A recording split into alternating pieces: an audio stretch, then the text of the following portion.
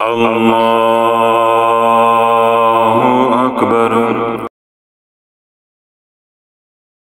नहमदुहु व नुसल्ली अला रसूलिहिल करीम। अम्मा बाद फ़ाऊज़ु बिल्लाहि मिनश शैतानिर रजीम। बिस्मिल्लाहिर्रहमानिर्रहीम। अल्लाह रब्बुल इज़्ज़त का ये करोड़ा एहसान है कि उसने तौफ़ीक बख्शी कि मैंने पिछले 3 हफ़्तों में कमोपेश 12 बयानात यानी 10.5 घंटे मुसलसल कलाम किया कि नेगेटिव एनर्जी इस वक्त उम्मत को कैसे अंदर से खोखला कर रही है और कैसे बर्बाद कर रही है।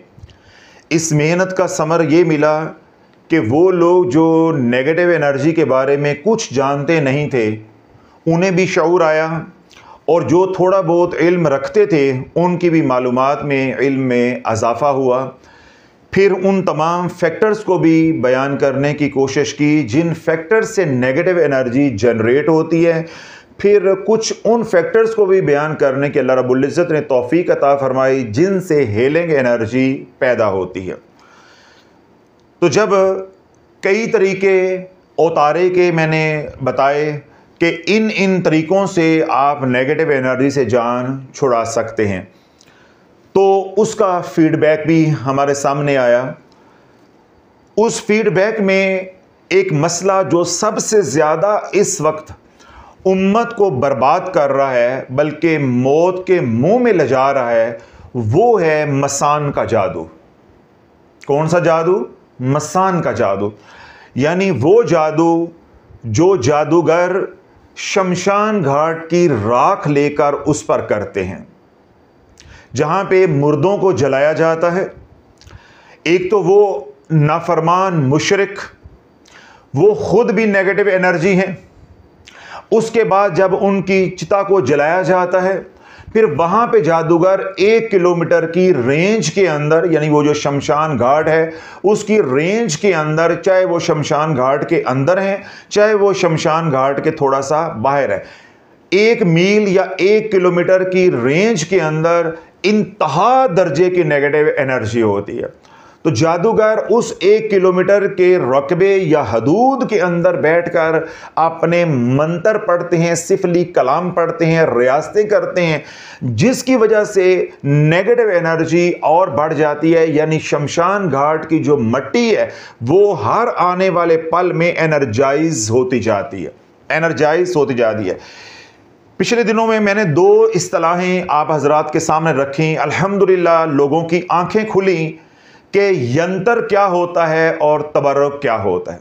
बहुत से लोगों ने अल्हम्दुलिल्लाह मुझे अप्रिशिएट भी किया। उन्होंने कहा कि हज़रत साहब हम तबर्रुक का लफ्ज़ बचपन से सुनते आ रहे थे, बचपन से बोलते आ रहे हैं, खुदा की इज्जत की कसम आज तक हमें यह मालूम नहीं था कि तबर्रुक किसे कहते हैं।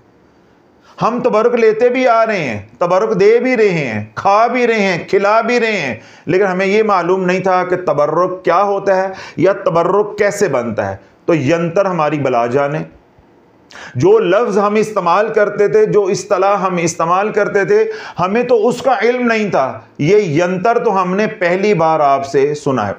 फिर अवामुन्नास को और खवास को ये बात समझ आई कि इधर अगर तबर्रुक है तो तबर्रुक का तोड़ यंत्र है, और अगर यंत्र है तो यंत्र का तबर्रुक तोड़ है।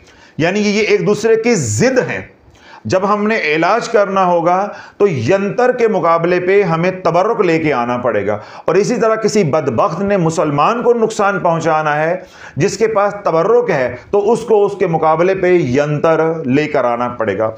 ये जो शमशान घाट की मिट्टी है या राख है या रेत है या जो चिता जलाई गई है उसकी जो खाक है, जब आमलीन यानी जादूगर आमलीन जब उसके ऊपर रियाजत करते हैं, मंत्र पढ़ते हैं मखसूस घड़ियों के अंदर, मखसूस अयाम के अंदर, तो वो जो मिट्टी या राख है या रेत है वो एनर्जाइज होती जाती है। वो इतनी एनर्जाइज हो जाती है कि अब वो खुद एक जादू बन जाती है, एक बीमारी बन जाती है, उसके अंदर नेगेटिव एनर्जी आ जाती है। अब उसको मजीद एनर्जाइज करने की ज़रूरत नहीं रहती। जब वो ये वाली कैफियत या हालत या मकाम पा लेती है उसको फिर यंत्र कहा जाता है। उसको यंत्र कहा जाता है। यंत्र कुत्तों को भी बनाया जाता है, कुत्तों के खून को भी बनाया जाता है। जब कुत्ते को यंत्र बना लिया तो उसकी हर चीज यंत्र बन जाएगी। उसको सुधा लिया तो हर चीज जो है उसकी यंत्र बन जाएगी। यानी उसके नाखून से लेके खून तक, उसके नाखून से लेके उसके बालों तक, उसके नाखून से लेके कुत्ते के मुंह से टपकने वाली राख तक, या पेशाब तक, या पखाने तक, हर चीज से फिर जादू किया जाता है। इस तरह बिल्ली का जो प्लेसेंटा है, नाड़ है, उसको यंत्र में बदला जाता है। तो जब यंत्र किसी के हत्थे चढ़ गया या किसी बदबख्त जादूगर ने वो यंत्र पैसों के लालच में आवाम को बेच दिया, या किसी के पास कोई गया अपने दुश्मन को मरवाने के लिए, तो आमिल ने, जादूगर ने वो यंत्र पैसा लेके अपने मुक्कलात के जरिए, हमजाद के जरिए वो यंत्र किसी के घर में पहुंचा दिया, घर बर्बाद हो जाएगा। 8 घंटे के अंदर अंदर वो यंत्र सर चढ़कर बोलेगा। इसी तरह वो यंत्र किसी तरह बंदे के जरिए या आमिल ने अपने मुक्कलात हमजाद के जरिए खिला दिया, पिला दिया, जला दिया, या किसी के घर पहुंचा दिया, या किसी के कारोबार की जगह पे वो राख को पहुंचा दिया, यंत्र को पहुंचा दिया। मैंने क्या कहा, सिर्फ 8 घंटे में रिजल्ट मिलेगा, 8 घंटे में सर चढ़ के। इसी तरह 1 कप चाय का है, दूध का है, पेप्सी है, बोतल है, उसके अंदर 1 चुटकी यंत्र की, और अगर कुत्ते का खून है तो 1 कतरा। इस तरह खवातीन के अयाम का जो खून है, हैज का खून है, 2 कतरे लाल दवाई के। इस तरह मर्दों की जो मनी है, 2 कतरे सफ़ेद दवाई के।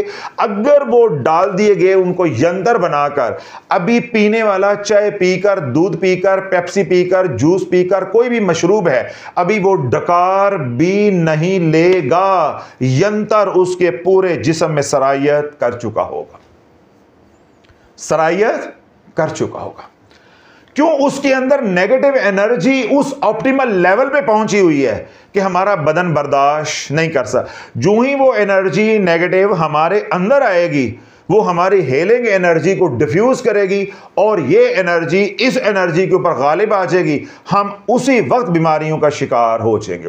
हाँ, ये है कि जिसके ऊपर हमला किया गया है वो बावजू रहने वाला है, जिक्र अज़कार करने वाला है, मुत्तकी परहेजगार है। मुमकिन है वहां 2, 4, 5, 6 घंटे ज्यादा लग जाए या 1 दिन लग जाए, लेकिन यंत्र अपना आप दिखाकर छोड़ेगा। और जो आम आवाम है, बेनमाजी है, अल्लाह के जिक्र से दूर, पाकी नपाकी का कोई इल्म नहीं है, हराम हलाल की तमीज नहीं है, आम लोग हैं, उनको मैंने क्या बताया है, 2 कतरे लाल दवाई के, 2 कतरे सफेद दवाई के, ठीक है, या कुत्ते का खून, कुत्ते का पेशाब पखाना, या शराब के 2 कतरे। इसी तरह बिल्ली का पखाना या बिल्ली की नाड़ है, ठीक है, उसका खून, या मर्द और औरत जब मिले और वो रिलीज हुए, फारग हुए, उस वक्त जो रतूबतें खारिज होती हैं मर्द की और औरत की, उन दोनों को मिलाकर, इसी तरह औरत के हैज का कपड़ा है उसको निचोड़ के जो पानी निकाला जाता है उसको यंत्र में बदल दिया। अल्लाह, ये 2 कतरे 7 नस्लों को बर्बाद करने के लिए काफी हैं अगर इलाज ना हो। अब ये जो यंत्र है, चाहे वो 2 कतरे लाल दवाई को बनाया गया है, और बिलखसूस शमशान घाट की रेत मट्टी को या चिता की मट्टी को बनाया गया है।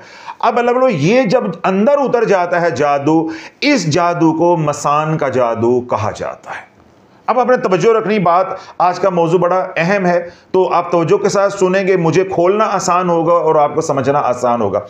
अब ये जब नेगेटिव एनर्जी जो हद दर्जे में बढ़ी हुई है, अब जब ये एक बार बदन में उतर गई, चाहे किसी ने अपने हाथ से लगा के हाथ आपको छू दिया, आपके कपड़ों पे लगा दी, आपने वो कपड़े पहन लिए, ठीक है, खाने में डाल दी, सालन में डाल दी, रोटियां पकाई, आटे में डाल के वो रोटियां पका दी, आटा गूंदा, बाद में उसकी रोटियां पक गई, या किसी मशरूब में डाल के दे दी, खास तौर पे चाय में डालकर दे दी। अल्लाह ना करे ये यंत्र, जरा कान में उंगली मार लो, अल्लाह ना करे, अल्लाह हिफ्ज़ो मान में रखे, अगर ये यंत्र चाय में डालकर दे दिया जाए, तुम 3 सिप लगाओगे, तुम्हारा सर फटना शुरू हो जाए।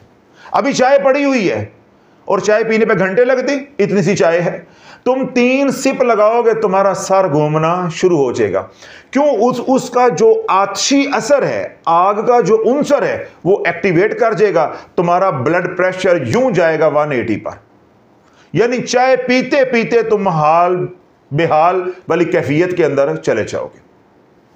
और इसी तरह यह यंत्र अगर किसी ठंडी चीज में डालकर दे दिया गया, पेप्सी के अंदर, किसी मशरूब के अंदर, रूह अफ़ज़ा के अंदर, और ये इसकी तासीर जो आबी है, इसकी जो तासीर है आबी, वो एक्टिवेट कर गई, तो आप उस डिप्रेशन में चले जाओगे कि खुदकुशी के अलावा कोई चारा नहीं, खुदकुशी के अलावा कोई चारा नहीं। और अगर चाय में डाल के दे दिया गया या गर्म किसी चीज में, कॉफी वगैरह में, सालन में डाल के दे दिया गया, और उसका जो उनसर है या उसका जो मजाज है या उसकी जो तासीर है आतशी, वो एक्टिवेट कर गई, तो तुम्हें पागल होने से कोई बचा नहीं सकता। खुद को भी मारोगे या किसी की भी जान आप लोगे। यानी इंसान आग भगोला हर वक्त रहेगा, आंखें सुर्ख रहेंगी, चेहरा सुर्ख रहेगा, गुस्सा हद दर्जे का, चिड़चिड़ापन हर दर्जे का होगा। फिर अगली बात जो बड़ी अहम है, तवज्जो रखिएगा। अब वो जो यंत्र है, यंत्र बनाया गया है शमशान घाट की राख को, मट्टी को। वो जो मुर्दा जलाया गया था, जिसकी चिता जलाई गई थी, नहीं तवज्जो, आपकी तवज्जो नहीं है, वो जो चिता जलाई गई है, अब जब चिता जलाई जाती है, आप हजरात को मालूम होगा, आप फिल्मों के अंदर शायद हो सकता देखते हो, या किसी ने वैसे सोशल मीडिया पे ये देखा हो मंजर, जब चिता जलाई जाती है तो चिता को पानी डालकर ठंडा नहीं किया जाता, इसलिए चिता को खुद ठंडे होते होते अमूमी तौर पे 37 घंटे लगते हैं। यानी आज चिता जला दी, वो 24 घंटे दिन और रात गुजर गए, उसके बाद जो वक्त 7-8 घंटे ऊपर गुजर जाता है। यानी आप आसान जुबान में समझ लें कि चिता की जो राख है वो तकरीबन 1.5 दिन के बाद उठाई जाती है। क्यों? पहले चिता को आग लगती है, उसके ऊपर तेल डालते हैं, लकड़ियां होती हैं, आग लगती है। जो ही आग लगती है वो आग बढ़कर नाफ पे मुर्दे के आती है, तो यहां से उसका जो नारी हमजाद है, क्या है? नारी हमजाद, वो यूं निकलता है। अब वो यूं निकलेगा, बाहर हो गया। अब वो शमशान घाट के अंदर आवारा फिरेगा, भटकता रहेगा। क्यों? बुत को तो लग गई है आग, तो बुत के बगैर वो रह नहीं सकता, बुत के बगैर वो रह नहीं सकता। उसको पकड़ने के लिए उस हमजाद को, उस आवारा हमजाद को जो आज बेआसरा हो गया, जिसका बुत जलने जा रहा है, उस हमजाद को पकड़ने के लिए जादूगर जान की बाजी लगा देते हैं, उस हमजाद को पकड़ने के लिए। क्यों? अगर वो हमजाद जादूगर के हथे आ जाता है, वो उसको मुसख्खर कर लेता है, वो जोन सा काम चाहेगा उससे लेता रहेगा। अगली बात, अगर वो हमजाद काबू नहीं आता, और अगर आ भी जाता है, वहां 200 आमिल काम कर रहे हैं, 50 आमिल काम कर रहे हैं, तो हथे तो किसी एक का ही आना है ना, सबके तो नहीं आना। अब बाकी क्या करेंगे? वो अपना मंत्र पढ़ते रहेंगे, और मंत्र भी जो पढ़ना होता है वो क्या है? जिसने सबसे ज्यादा सख्त रियाजत करनी है, उसने चिता के सामने यूं खड़े होकर पढ़ना है। अब चिता की आग 10 घंटे में बुझ जाए, 5 घंटे में बुझ जाए, या 12 घंटे में बुझे, उसने खड़े रहना है और अपनी आंख टिका के रखनी है, अपनी आंख टिका के रखनी। अल्लाह वालो, हराम पाने के लिए, हराम पाने के लिए, दुनिया पाने के लिए बंदा इतनी कुर्बानी देता है, ना उसने कुछ खाना है, ना उसने कुछ पीना है। 10 घंटे, 12 घंटे, 13 घंटे, 14 घंटे, 17 घंटे, जितने घंटे, जितनी वो बड़ी लाश है, जितना बड़ा उस चिता का जुस्सा है, उतना वक्त ज्यादा लगना है। ठीक है? अब वो जो वक्त ज्यादा लगेगा, पहले क्या होगा? चर्बी पिघलेगी, उसको आग लगेगी, फिर पट्ठे हैं, मसल हैं, वो जलेंगे, सूखेंगे, फिर जलेंगे, फिर हड्डियों के अंदर आग जो है वो सुलगती रहती है।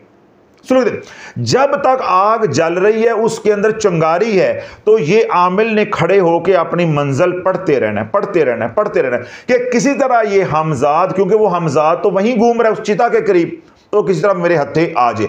अगर वो हथे नहीं आता, तो अब वो मंजिल पढ़ पढ़ के, यानी अपना मंत्र पढ़ पढ़ के उस नेगेटिव एनर्जी को उस लेवल पर ले गया है कि जो उस चिता की मिट्टी है, अब खाक है, अब वो यंत्र बन चुकी है, यंत्र बन चुकी है।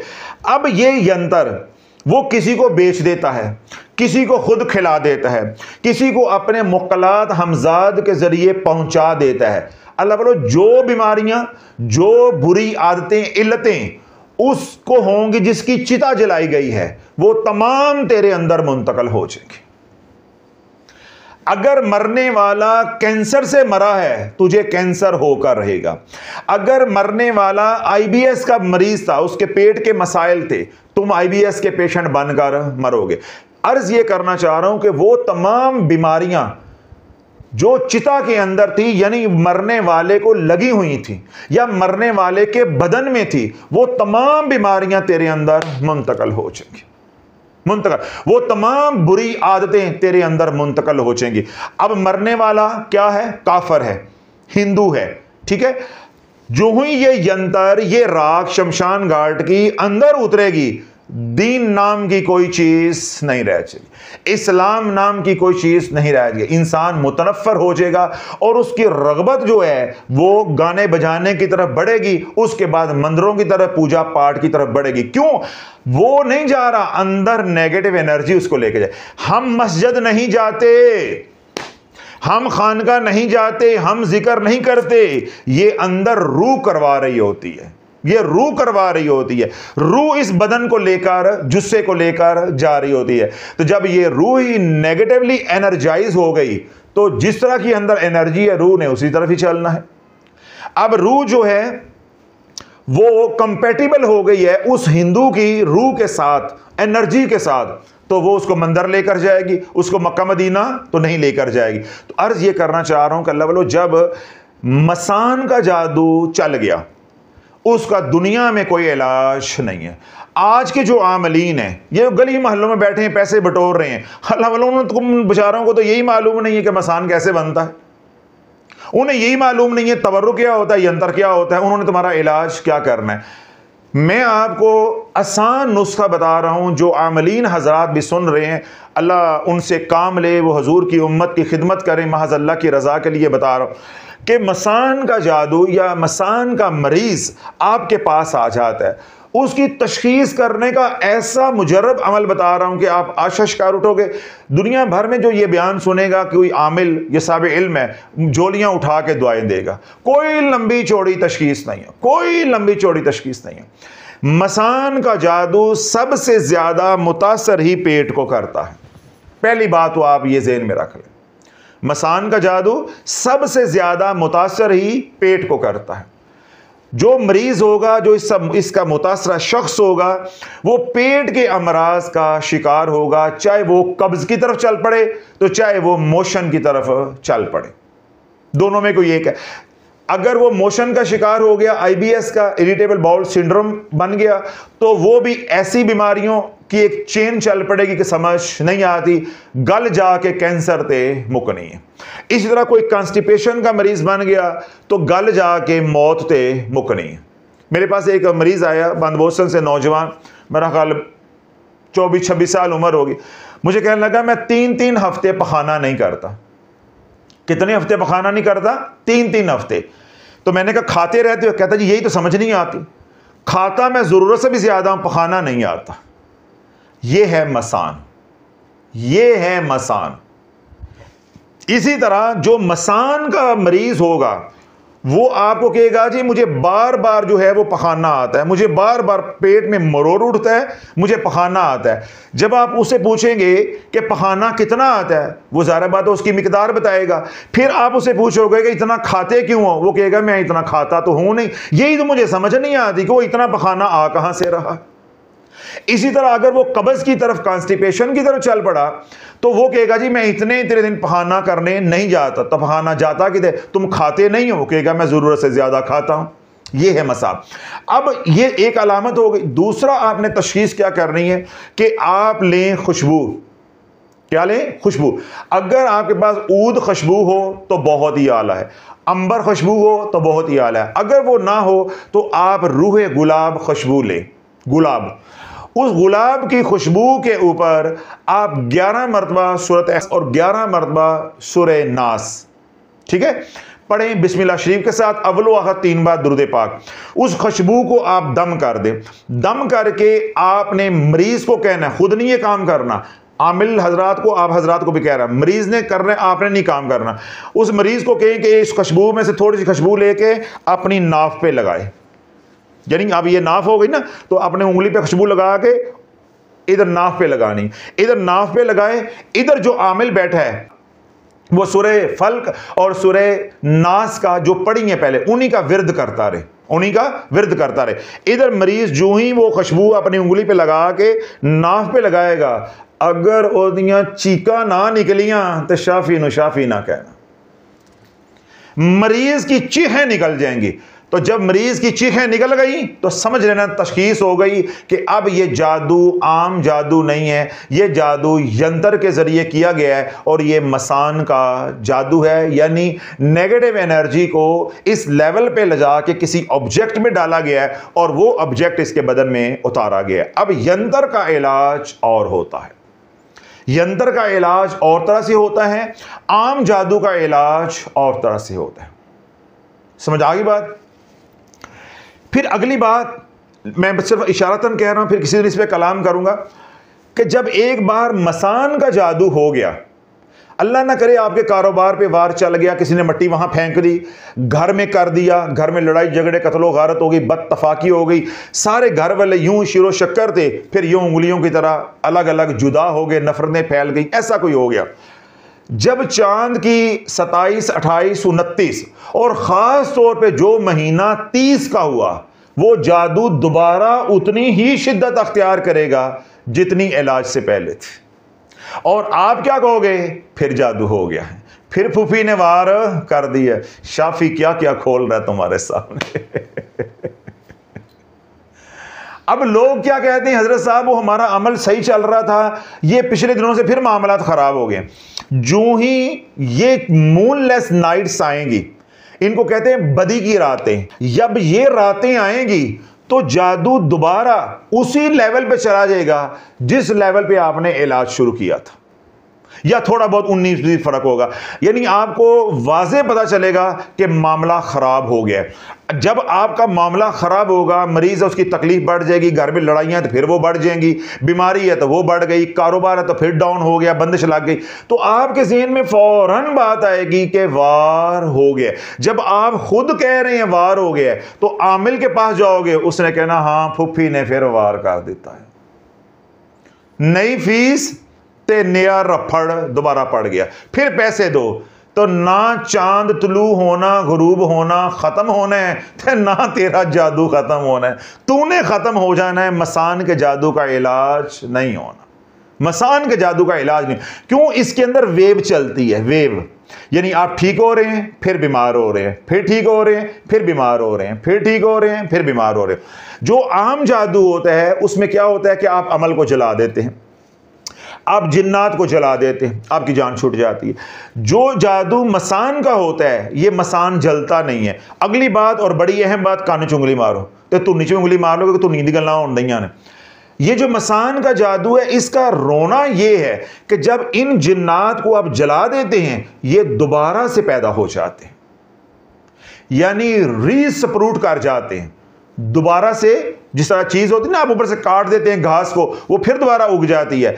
इसी तरह जब आप इनको जलाते हैं, ये इतना सा भी रह गया, मसान अंदर एक जर्रा भी रह गया, वो एक जर्रे से अगले 25-26 दिन में दोबारा उसी तरह हो जाएगा जैसे शुरू में था। यानी आप मेडिकल की जुबान में इसको कहेंगे कि ये रेप्लिकेट करता है।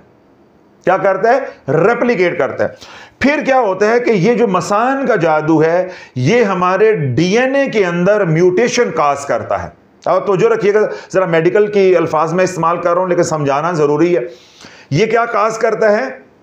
म्यूटेशन काज करता है। जिस तरह पहले कोरोना आया, उसकी वैक्सीनेशन बनी, जो पहला वेरिएंट था वो बहुत ज्यादा डेंजरस था। क्यों? हमारे पास कोई दवाई नहीं थी, हमें कोई इल्म ही नहीं था इंसान को, दुनिया में भर में किसी को। फिर जब उसकी वैक्सीनेशन बनी तो उस वायरस के अंदर मजीद वेरिएशन आई, यानी म्यूटेशन आई। वो वाली वैक्सीनेशन अब इसके ऊपर कामयाब नहीं हो रही। यूं वायरस जो है या ये जो म्यूटेशन का अमल है ये चलता रहता है, इसलिए आज तक नज़ले ज़ुकाम की जो वैक्सीनेशन है वो कामयाब नहीं होती। किसी पे हो जाती है और किसी पे नहीं होती। हर वेरिएंट का अपना हिसाब किताब है, अपना एक तरीकाकार है। इसी तरह जब ये मसान आपके अंदर उतर गया, किसी कामिल आमिल ने उसको जला के राख कर दिया, पीछे वो 1% रह गया। अब वो 1% रेप्लिकेट करेगा, म्यूटेशन काज करेगा, वो कुछ और का और ही बन जाएगा। अब मरीज आके कहेगा हजरत साहब पहले इलाज करवाया था, अफाका हो गया था, पहला तो जुतियां पहनदियां सी, हुण नाल हजरत साहब को सुन भी पहन लग पे ने। मरीज आके क्या कहेगा, हजरत साहब पहले हमने इलाज करवाया, कुछ अफाका हो गया, तकलीफ थी, पहला चपेड़ा पैंदियां सन, हुण तो नाल मुक्के भी पहन लग पे ने। अब ये क्या हो गया कि शिद्दत और बढ़ गई। फिर आमिल ने इलाज किया, उसने सारा जला दिया, 1%, 2%, 3% अंदर रमक रह गई। 2 महीने 3 महीने के बाद वो रेप्लिकेट करके डुप्लीकेट करेगा, उसके बाद म्यूटेशन काज करेगा, वो इस लेवल पर फिर दोबारा चले जाएगा। मरीज आएगा, पीर साहब हमने इलाज करवाया, आपको इतने लाख रुपया दिया, पहले आपने इलाज जब नहीं किया था उससे चपेड़े पड़ती थी, फिर हमने इलाज करवाया, अफाका हो गया, बाद में चपेड़े भी पड़ती, मुक्के भी पड़ते थे। अब तो पीर साहब ये हाल है, चपेड़ा भी पैंदियां ने, मुक्के भी पैंदे ने, हुण तो लत्तां भी पैंदियां ने। यानी हर आने वाले दिन में उसकी शिद्दत बढ़ती जाएगी। क्यों? वहां म्यूटेशन हो रही है, म्यूटेशन हो रही है, तो वो तुम्हारी बॉडी की केमिस्ट्री को बदलता जा रहा है। अब ये बीमारी ला इलाज बीमारी में बदल जाएगी और इसी को कैंसर कहते हैं। इसी को कैंसर कहते हैं। पहले अल्लाह जो कैंसर था, आज से सिर्फ 30 साल पहले कैंसर अमीर लोगों के घरों में होता था। क्यों? वहां शराब थी, शराब की वजह से कैंसर था। अब नेगेटिव एनर्जी इतनी बड़ी है कि अब अमीर और गरीब की कोई तमीज फर्क नहीं रह गया। अब हर 10वां बंदा कैंसर से मुतासर हो रहा है, हर 10वां घर कैंसर से मुतासर हो रहा है। तो ये जो मसान का जादू है, इसकी आखिरी मंजिल कैंसर है। अगर जिसकी वो राख ली गई है उसको कैंसर नहीं भी था, तो मैंने क्या बताया है टेक्निकली कि ये म्यूटेशन काज करके नेगेटिव एनर्जी कैंसर में मुब्तला करके छोड़ेगी। तो अल्लाह जो हजरात पहले बयानात सुन चुके हैं उन्हें इस बात का इल्म है कि अगर जादू आम है तो उसका उतारा हमने कैसे करना है, उसका इलाज हमने कैसे करना है। आज जो मैंने बातें आप हजरात के सामने रखी हैं या जो मेरा फोकस है उन लोगों के ऊपर है, क्योंकि तकाजा भी उन्हीं का था, फीडबैक भी उन्हीं का था कि अगर मसान का जादू हो गया तो उसकी अलामात क्या होंगी, उसकी तशखीस क्या होगी। मैंने कलील वक्त में मुख्तसर सी तशखीस भी बता दी है, मुख्तसर सी उसकी अलामात भी बता दी हैं और यंतर बनने का तरीका भी बता दिया है। अब अगली और आखिरी बात है कि इसका इलाज क्या होगा। इसका इलाज क्या होगा? इलाज के हवाले से मैं शुरू में बात कर चुका हूं कि जिस तरह ये तबर्रुक है, तो तबर्रुक का तोड़ क्या है? यंत्र। और यंत्र का तोड़ क्या है? तबर्रुक। अर्ज ये करना चाह रहा हूं कि अगर आप सिर्फ पढ़ाई करते रहोगे, नहीं समझ रहे, बड़ा अहम मौजू है, नहीं समझ रहे, अगर आप सिर्फ पढ़ाई करते रहोगे यंत्र का असर खत्म होने वाला नहीं है, यानी जादू खत्म होने वाला नहीं है। इस तबर्रुक को अपने बदन के अंदर उतारना है। क्यों? जो मसान का जादू है वो तुम्हारे हर सेल के अंदर जा चुका है, वो म्यूटेशन काज कर रहा है, वो कैंसर का सबब बन रहा है, बायस बन रहा है। जब ये तबर्रुक अंदर जाएगा, ये हीलिंग एनर्जी अंदर जाएगी, ये उस नेगेटिव एनर्जी को डिफ्यूज करेगी, बर्नआउट करेगी, मजीद म्यूटेशन से आप बच जाओगे। तो जब म्यूटेशन नहीं होंगी, तब्दीलियां नहीं आएंगी, मामूल के मुताबिक सेल्स जो है वो रीग्रो करेंगे या ग्रोथ होती रहेगी, तो इंशाअल्लाह अज़ीज़ आप कैंसर से बच जाएंगे, ला इलाज बीमारियों से बच जाएंगे। आपके ऊपर जो इलाज है डॉक्टर का, जो भी वो कर रहा है, जो भी बीमारी है, इंशाअल्लाह वो मुयस्सर होना शुरू हो जाएगा। अगर आप ये समझो कि मैं तबर्रुक को अंदर ना उतारूं, मैं महज पढ़ाई करता रहूं, तो लाला क़यामत पे क़यामत आ जाएगी, मसान का इलाज होने वाला नहीं है, मसान का इलाज होने वाला नहीं है। क्यों? आप बात को समझ नहीं रहे। जो दूसरा जादू है वो और है, ये जादू तेरे बदन के अंदर सरायत कर चुका है। तो यंत्र सरायत कर गया, एब्जॉर्ब हो गया है। अब उसको तबर्रुक चाहिए, जब तबर्रुक अंदर डालेंगे तो यंत्र की जगह पे तबर्रुक आ जाएगा, तो वो एक दूसरे के अफेक्ट को क्या करेंगे, कैंसल। फिर जो उनमें से गालिब आ जाएगा उसकी जीत हो जाएगी। अगर दोबारा खुदा ना खास्ता यंत्र गालिब आ गया तो इलाज नाकाम हो जाएगा। अगर तबर्रुक हीलिंग एनर्जी गालिब आ गई तो हम इलाज करने में कामयाब हो जाएंगे, हमारी फतह हो जाएगी। ये कुल कहानी है, ये कुल कहानी है। एक है जादू, जादू करके वहां रखा है, वहां रखा है, ये किया है, वो किया है, ये आपके ऊपर उस पढ़ाई करके असरात मुंतकल किए हुए हैं। उसका क्या है, आप बावजू रहेंगे, रिज़्क़ हलाल कमाएं और खाएंगे, सदका खैरात करेंगे, आखिरी कुल पढ़ेंगे, हफ्ता 10 दिन में अफाका हो जाएगा, फिर मजीद अफाका होता जाएगा, 7 हफ्ते में मुकम्मल जादू ख़त्म हो जाएगा, किसी आमिल के पास जाने की ज़रूरत भी नहीं है। ठीक हो गया। लेकिन ये जादू जो है ये बाहर नहीं है, ये समझना है आपने, ये जादू अंदर है, वो जादू बाहर था, उसने बाहर से आपको हिट किया है, उस जादू ने आपको बाहर से हिट किया है। ये जादू आपके अंदर उतारा गया है, यंत्र को अंदर उतारा गया है। तो जब अंदर उतारा गया है तो यंत्र को खत्म करने के लिए या यंत्र के असर को खत्म करने के लिए हमें तबर्रुक उतारना पड़ेगा। अब यंत्र कैसे बनता है मैंने मुख्तसर आपको बता दिया। तबर्रुक कैसे बनता है, आप लें जमजम, क्या लें, जमजम। आप लें बारिश का पानी, आप लें बीरे रूहा का पानी, यानी जो मुबारक कुएं जहां से अल्लाह के नबी सल्लल्लाहु अलैहि वसल्लम ने पानी नोश फरमाया है, उनका पानी मिले जाए। ठीक है। इसी तरह आप शुमाली इलाकाजात में रहते हैं तो वहां जो बर्फ जमी हुई है आप वो बर्फ ले लें। तो इस तरह के जो पानी है आपको मिल जाए, और अगर ना मिलें तो फिर सादा पानी अपने घर का वो भी चलेगा। और अगर ये भी ना हो या थोड़ी सी इसकी एहतियात को बढ़ाना हो तो फिर 7 कुओं का पानी। कितने कुओं का पानी, 7 कुओं का। तो आज के दौर में 7 कुओं का पानी क्या है कि आप 7 मिनरल वाटर की बोतलें लें, मुख्तलिफ ब्रांड्स की, एक ब्रांड की नहीं, मुख्तलिफ ब्रांड्स की। तो क्योंकि जो फिल्ट्रेशन प्लांट लगा हुआ है वहां पे ट्यूबवेल लगा होता है, वहां बोर होता है, कोई कहीं है कोई कहीं है, तो यूं 7 कुओं का पानी हो जाएगा। किसी मस्जिद से पानी नहीं लेना, किसी खानका से पानी नहीं लेना, किसी इमाम बारगाह से पानी नहीं लेना, चाहे वो इजाजत दें तब भी पानी नहीं लेना, किसी के घर से आज के दौर में पानी नहीं लेना, बाजार से पानी लो। ठीक है। या फिर अगर गुर्बत है, आप कहते हैं हम 7 बोतलें पानी की नहीं ले सकते, कोई ऐसा बंदा आप में बैठा है सोशल मीडिया पे सुन रहा है, तो फिर जो सरकारी जगहों पे फिल्ट्रेशन प्लांट हैं वहां से 6 पानी आपने इकट्ठे करने हैं, या कहीं टूटी लगी हुई है सरकारी, वहां से आपने 6 पानी इकट्ठे करने, 7वां पानी आपका हो जाएगा घर का। ठीक हो गया। ये अब हमारे पास होगी बेस।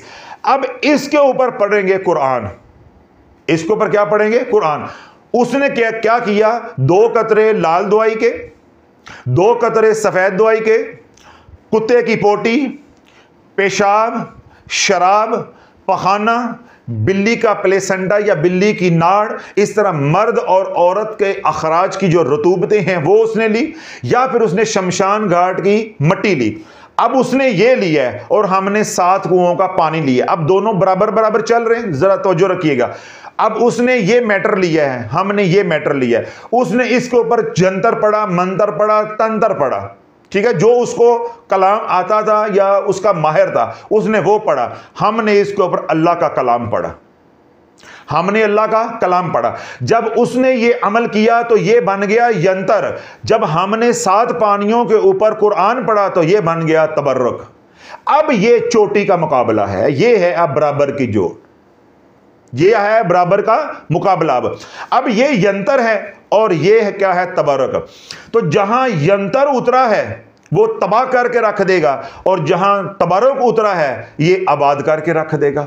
इसी तरह जहां पे तबर्रुक उतरा है उसके ऊपर यंत्र चला गया, अगर यंत्र वाले की रियाजत ज्यादा थी तो ये तबर्रुक के असर को खत्म कर देगा। इसके बरक्स किसी के जिस्म के अंदर यंत्र उतार दिया उसके बाद तबर्रुक जो है वो उतारा, तो तबर्रुक की हीलिंग एनर्जी ज्यादा थी, वो यंत्र के असर को खत्म कर देगा, आपको सेहत मिल जाएगी। अब खेल है ज़ालिकल किताबु ला रैब फीह हुदल लिल मुत्तकीन, कि आप जब तबर्रुक बनाने लगो तो आपका कुरान पे यकीन कितना है और आपका तकवा कितना है। उसने 18 घंटे यूं खड़े रह के और अपनी आंखें खोल के रखी हैं, 18 घंटे उसने राख का इंतजार किया है और उस राख को यंत्र में बदला है। और तुझे 11 मरतबा सूरह फलक नास कह दें या 1 मरतबा खिजरी अमल पढ़ने का कह दूं, तेरे पेट में मरोड़ उठना शुरू हो जाते। अब कोई आज का बयान सुन करके हजरत साहब आप ये कह रहे हैं कि जिसके ऊपर मसान का जादू हुआ होगा उसके पेट में दर्द होता है, तो मैं तो जो खिजरी अमल पढ़ा तो मेरे तो उदों ही होने लग पैंदा है। मैं स्कूल ना जाना हुए तो मेरे तो उदों ही होने लग पैंदा है। मामा कोई काम कह दे बाजार जाने का या मेरा कोई काम करने को दिल ना करे, मैं तो पेट ही दर्द उदों ही कहने लग पैना। भाई इसका कोई दुनिया में इलाज नहीं है। ये यंत्र तो भी कोई अगली डिग्री हैगी है। कहते हैं मैंने मामा को कहा कि मामा आज मैंने स्कूल नहीं जाना। मामा ने कहा क्यों स्कूल नहीं जाना? मैंने कहा मुझे बुखार है। क्या है? बुखार है। जब स्कूल का वक्त ख़त्म हुआ वाकई मुझे बुखार हो गया। मैंने क्या बोला था? झूठ, कि मैंने स्कूल नहीं जाना, मुझे बुखार है। जब स्कूल का वक्त ख़त्म हो गया, यानी अब तो जाना ही नहीं है, मामा ने कहा चलो ठीक है आराम करो। मुझे अंडा चाय मिल गया, मैंने आराम से रज़ाई ली और लेट गया। थोड़ी देर बाद वाकई बुखार हो गया। कहते फिर थोड़े दिन गुजरे तो मैंने कहा आज मेरा दिल नहीं चाह रहा स्कूल जाने के, मैंने छुट्टी मारनी है। तो मैं ना रज़ाई लेके मीसना हो के अंदर, तो मामा ने आवाज़ दी स्कूल नहीं जाना। मैंने कहा आज मेरे पेट में दर्द हो रहा है, बहुत सख्त मुझे मोशन आ रहे हैं, मैंने आज स्कूल नहीं जाना। कहते हैं मामा ने जो है ना मुझे फक्की दी, हजमुला दिया, मेरी टकोर टकोर की, अजवैन का पानी दिया। कहता स्कूल का वक्त गुजर गया तो मुझे वाकई पेट में दर्द होना शुरू हो गया, पेट में दर्द होना शुरू हो गया।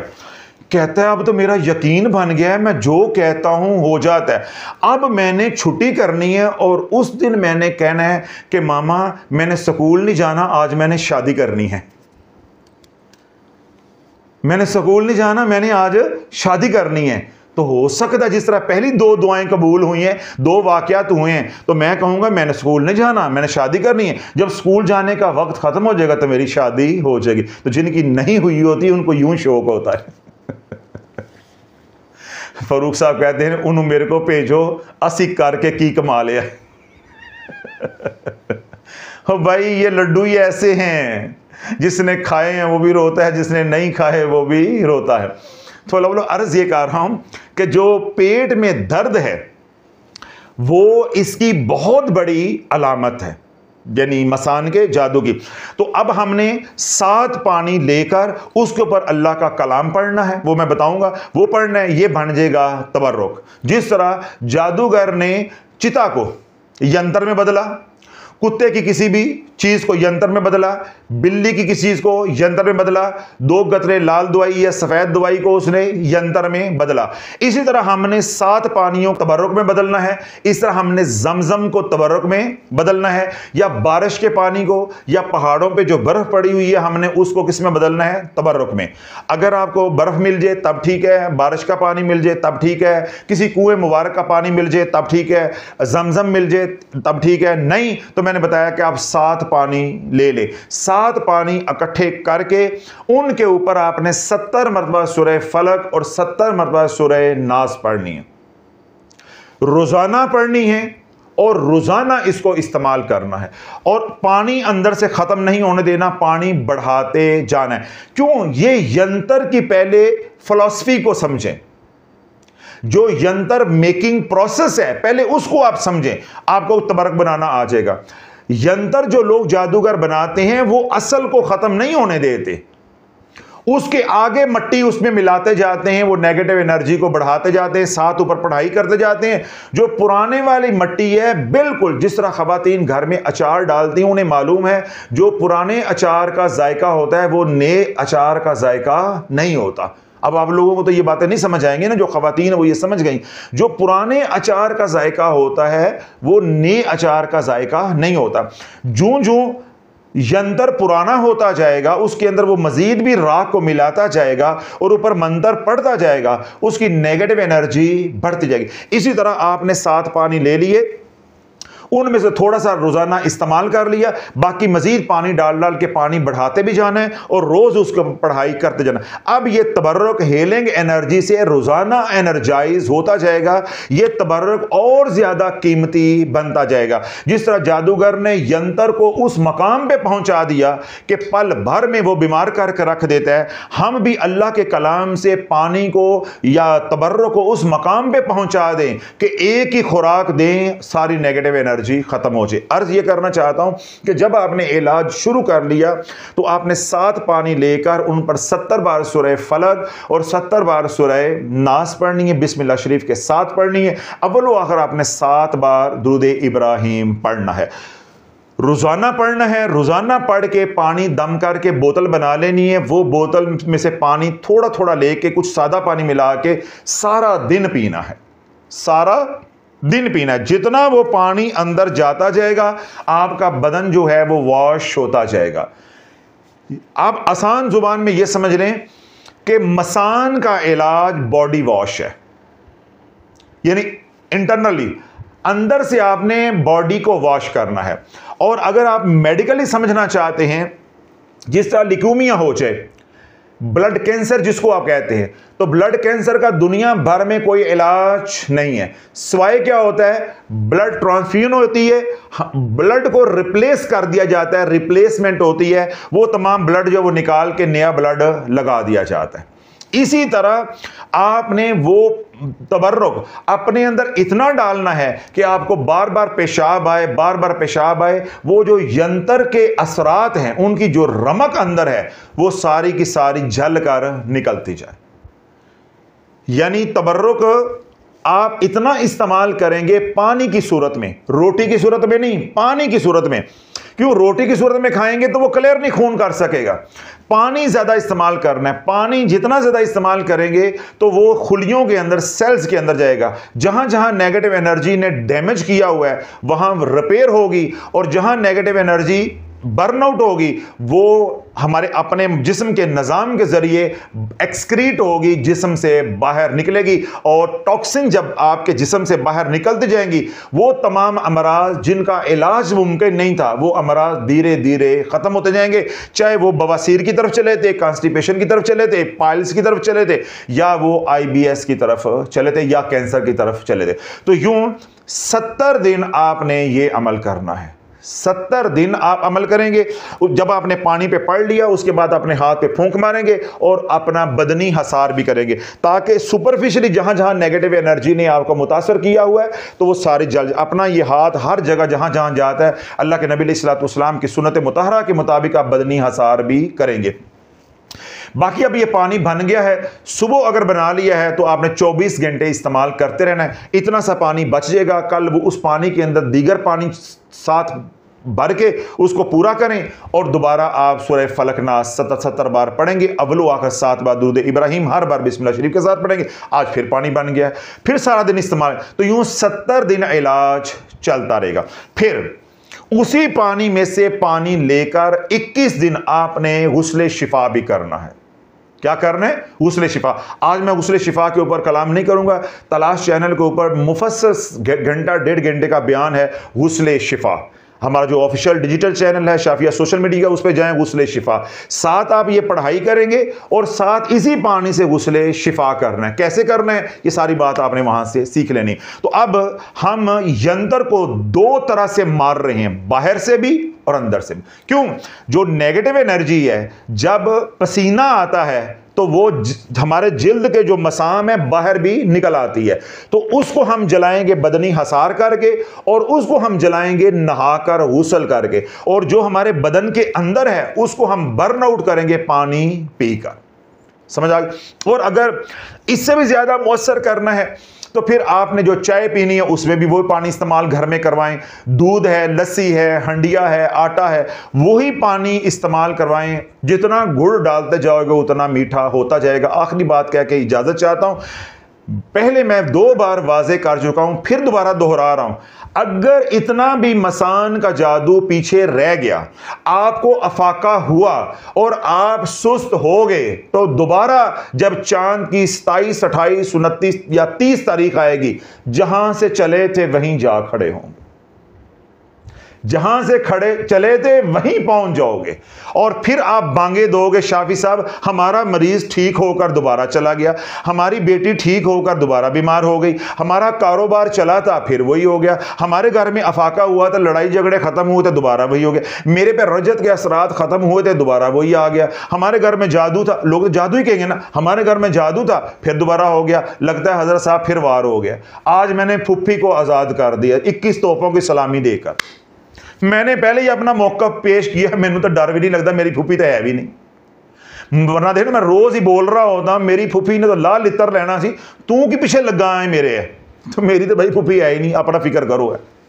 तुम ही लगाते हो फुफी पे इल्ज़ाम, मैंने तो ना अल्हम्दुलिल्लाह कभी लगाया है, क्योंकि मैं तो ये कहता हूँ कि मेरी अगर फुफी है तो वो किसी की खाला भी है, किसी की बहन भी है, किसी की बेटी भी है, और किसी की बीवी भी है, और किसी की सास भी है। अल्लाह बोलो एक ही बुत के ऊपर अल्लाह ने कितने चेहरे सजाए हुए हैं, लेकिन जब वो चेहरा या रिश्ता बन जाता फुफी का तो वही बंदा बदनाम हो जाता है। तो असल में इन रिश्तों के अंदर फितरी तौर पर जो है वो एक रंजश होती है, एक चकलश का माहौल होता है, नफरत होती है, इसलिए हमारा ज़हन जो है जाता है। फिर ख़ास तौर पे इन रिश्तों के साथ क्योंकि विरासत का मसला जुड़ा हुआ है तो रंजिशें आ भी जाती हैं। तो इसलिए अमूमी तौर पे ये रिश्ते जो है ये निभते नहीं हैं, लड़ाई झगड़ों फसाद का बायस बनते हैं। और इसमें भी कोई दो राय नहीं, मैं बिल्कुल इसका कायल हूँ कि सबसे ज़्यादा जादू करने वाला शरीका होता है, और वो बाप की तरफ से जो रिश्ते चलते हैं उन्हीं में से लोग होते हैं।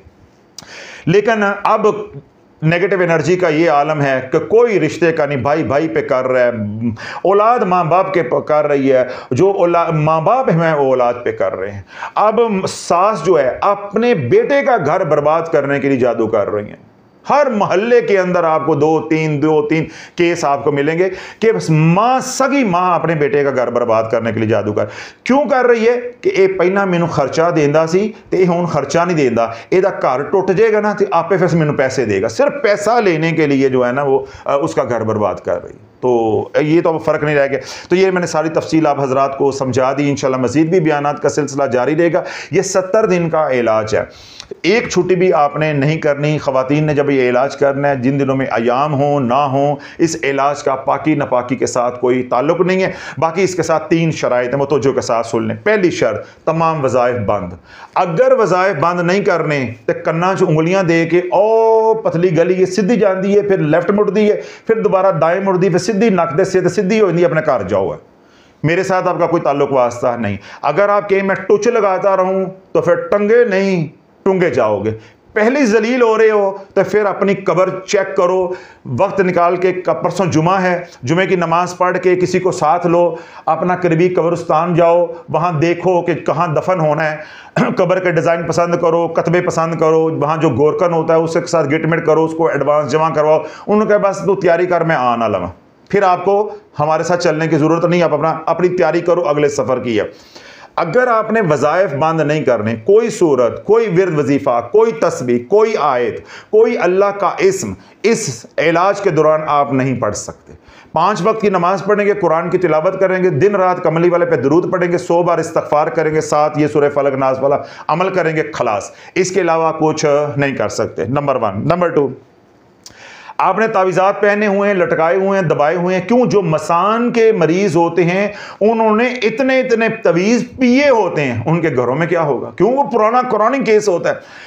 किसी तरह का तवीज़ नक्श पहनना है, लटकाया दबाया, सब निकाल के पानी में बहा देना, जलाना नहीं है। कितने हो गए? 2 शर्तें। तीसरी और आखिरी शर्त है, मसान के जादू का इलाज करते हुए पानी ऐसे बहाना है जैसे वासा दी टूटी खोल के भुल जाते हो। नहीं समझ आई? नहीं समझ आई?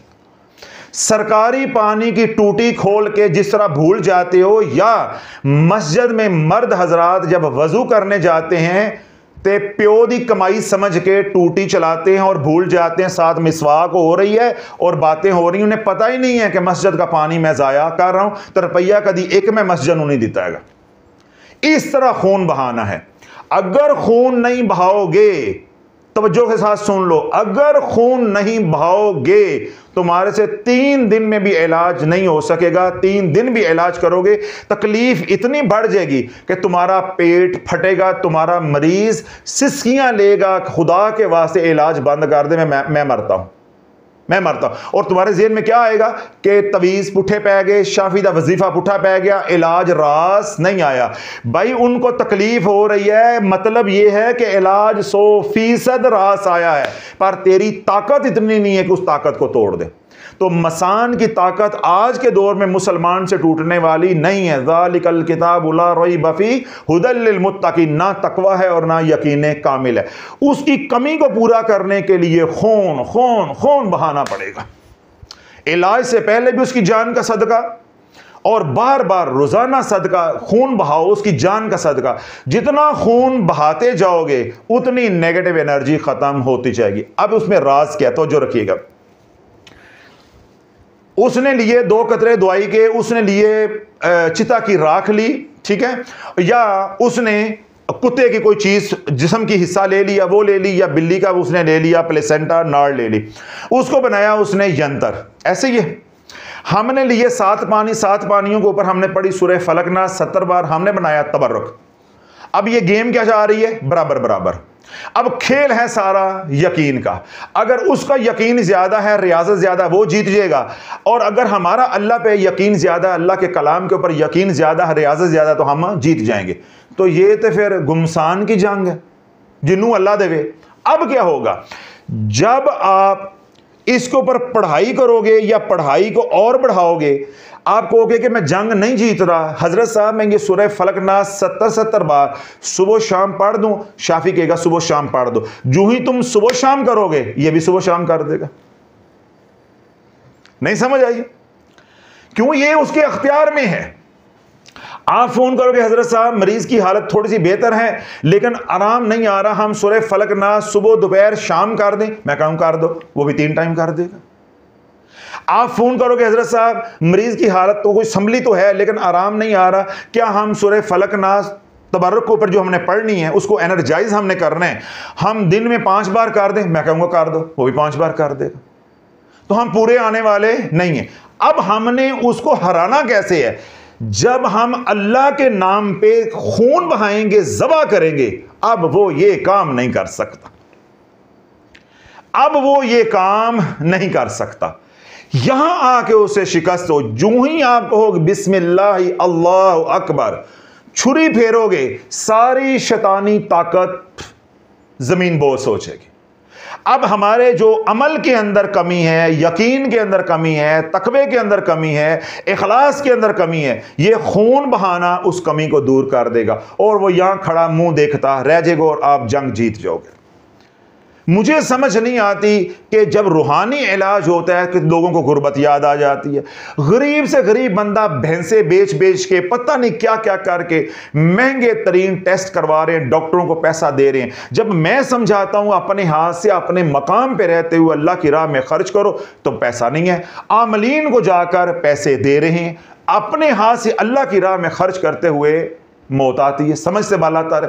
तो उन्होंने जब तक खून नहीं बहाओगे, मैंने किस तरह खून बहाने की मिसाल दी है, जैसे सरकारी टूटी खोल के भूल जाते हो या मस्जिद में वजू की टूटी खोल के भूल जाते हो, यानी दिन रात खैरात करोगे तो तब उसकी ताकत टूटेगी, फिर आप गालिब आ जाओगे। जब एक मरतबा आप गालिब आ गए, फिर आप हफ्ते में 2 बार भी खैरात करते रहोगे तो इंशाअल्लाह आप जंग जीत जाओगे। 70 दिन आपने ये इसी तरह जंग लड़नी है। अगर आप 3 चांद, तो जो रखिएगा आखिरी बात और ख़त्म, और बड़ी अहम बात, मैंने क्या कहा, ये जो मसान का जादू है ये चांद की तारीखों के साथ जुड़ा हुआ है। जब चांद की वो रातें आएंगी जो मूनलेस होती हैं, जिनको बदी की रात कहा जाता है, जब ये वाली रातें आएंगी तो इनमें शर जो है वो अरूज पर, इसलिए इन रातों के अंदर आमाल करने से, ज़कात देने से मना किया जाता है। जब ये रातें आएंगी ये मसान का जादू शिद्दत पकड़ेगा और आपके ज़हन में क्या बात आती है कि दोबारा अटैक हो गए, जबकि ऐसी बात नहीं होती। अब आप मसान के जादू का इलाज कर रहे हैं। आज आपने इलाज शुरू किया, पहला चांद खैर अफियत के साथ गुजर गया, दूसरा चांद भी खैर अफियत के साथ गुजर गया, तीसरा चांद भी खैर अफियत के साथ गुजर गया। अगर तो 3 चांद खैर आफियत के साथ गुजर गए तो समझ लो सारी जिंदगी के लिए आपकी जान छूट गई है।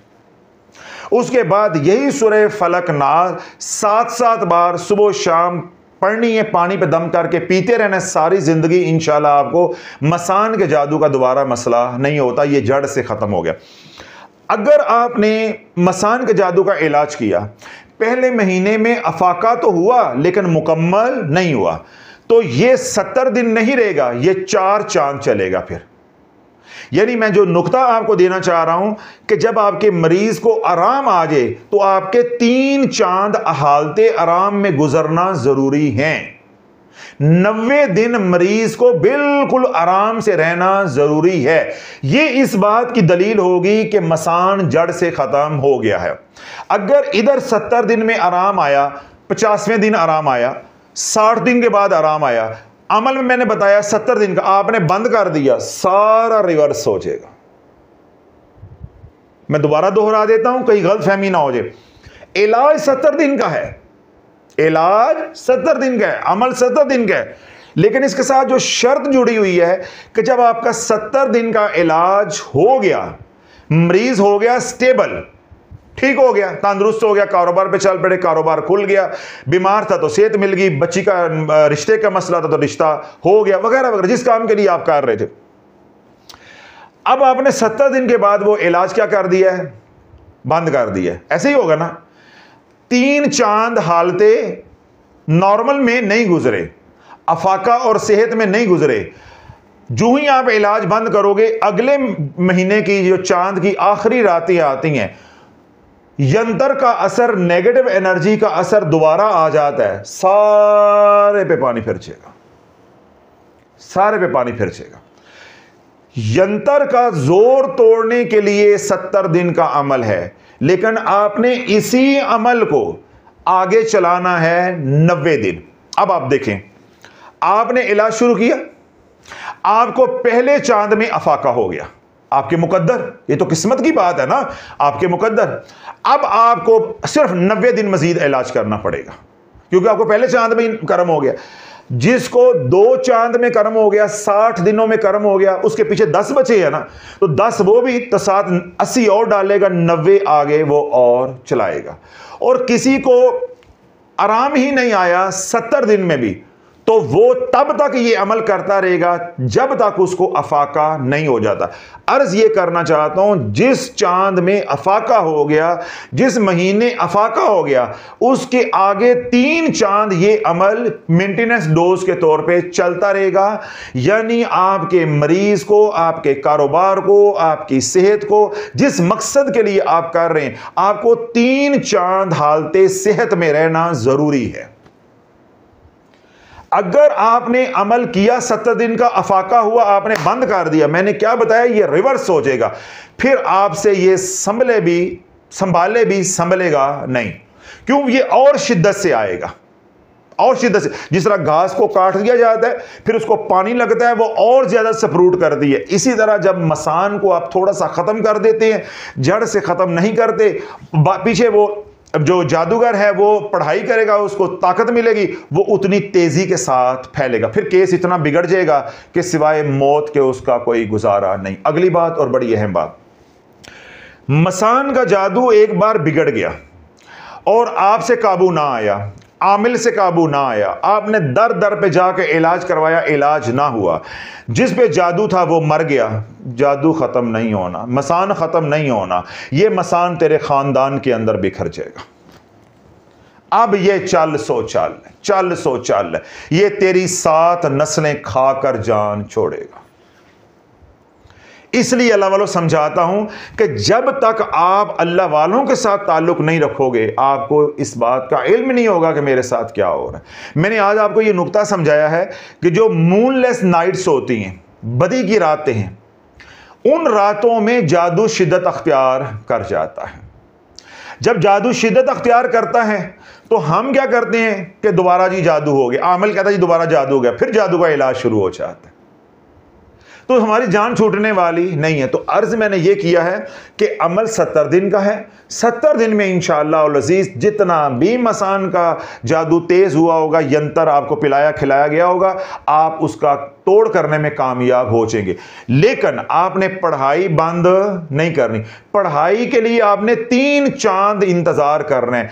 3 चांद आपके सेहत के साथ, अफाके के साथ, खैर व आफियत के साथ गुजर जाते हैं, फिर आप पढ़ाई बंद करेंगे और 7 बार सूरह फलक और 7 बार सूरह नास या 11 बार सूरह फलक या 11 बार सूरह नास, दोनों में कोई तरतीब आपने पकड़ लेनी है। सारी जिंदगी आप पढ़ते रहेंगे। वो तमाम हजरात जो हमारे साथ जुड़े हुए हैं, फिर वो ये सारा अमल बंद कर देंगे, वो मामूल के मुताबिक खिजरी अमल पढ़ते रहेंगे, उसके अंदर ही सूरह फलक नास आ जाती है, उनको अलग से पढ़ने की जरूरत नहीं रहेगी। जो अवामुन्नास है उनके लिए 7 बार 11 बार चलेगा, वो तो अलहदा हो गया।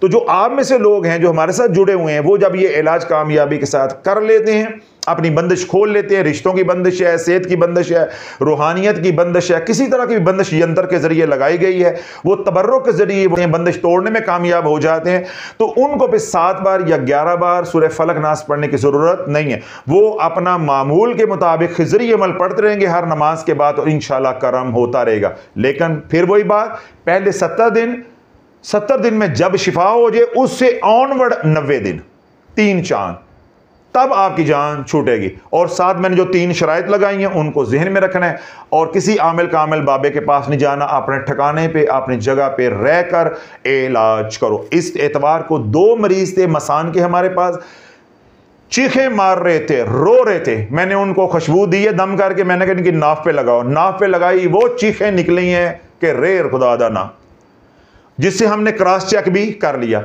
अब उनकी एक बहन मुहर्रम में फौत हो गई है, और अगली बहन जो है वो जिंदगी की जंग लड़ रही है, जिंदगी मौत की कश्मकश में है। जब हमारे पास आए तो मैंने उसको क्रॉस चेक किया, तो यही मैंने टिप आपको भी दी है कि अगर मसान का जादू है और किसी आमिल को समझ नहीं आ रही, तो आमिलीन को भी ये मैंने टिप दे दी है।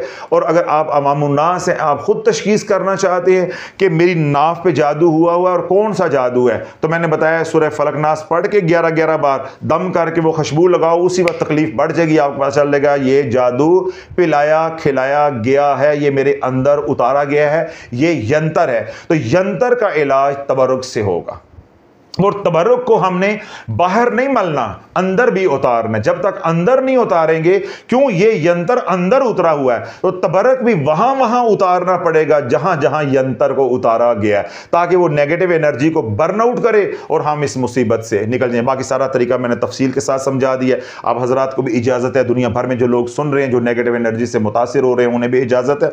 अगर अल्लाह रब्बुल इज्जत ने आपको महफूज जिंदगी अता की हुई है, आसाइशों वाली आसूदा जिंदगी अता की हुई है, तो अल्लाह का दिन रात उठते बैठते शुक्र अदा करें।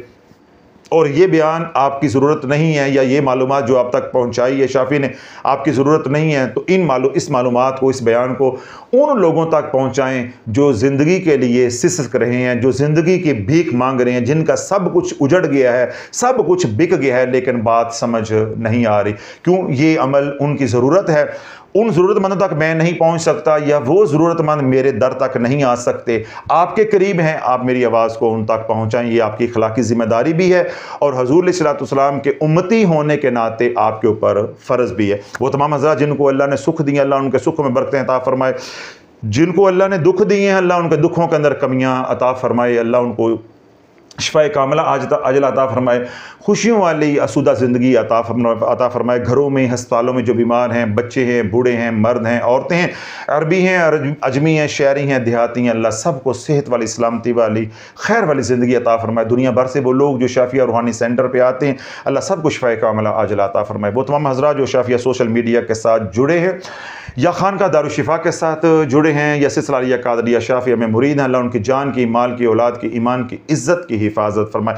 वो तमाम हज़रात जो हमारे लिए प्यार भरी, मोहब्बत भरी दुआएं करते हैं, अल्लाह हमारी भी इल्तिजाओं को उनके हक़ में कबूल व मंजूर फरमाए। बिलखसूस वो तमाम हज़रात जो खानका की माली, बदनी, वक्ती या किसी भी मद में खिदमत करते हैं, अल्लाह उनको हर तरह के शर से, मर से, कर से महफूज फरमाए। जो हमने मांगा अल्लाह वो भी अता फरमाए, जो हम नहीं मांग सके अल्लाह बिन मांगे अता फरमाए। बिलखसूस वो तमाम हज़रात जिन्होंने हमें दुआओं के लिए कहा, हम उनकी इल्तिजाओं को रब की बारगाह में अर्ज़ ना कर सके, अल्लाह बिन मांगे अता फरमाए। या वो तमाम हज़रात जिनके हमारे पे हकूक़ हैं कि हम उनके लिए दुआएं करें, हम उनके लिए अल्लाह से मांग ना सके, हम अल्लाह से सवाल कर ना सके, अल्लाह सवाल के बगैर जवाब अता फरमाए। सुब्हान रब्बिक रब्बिल इज़्ज़ति अम्मा यसिफून व सलामुन अलल मुरसलीन वल्हम्दुलिल्लाहि रब्बिल आलमीन।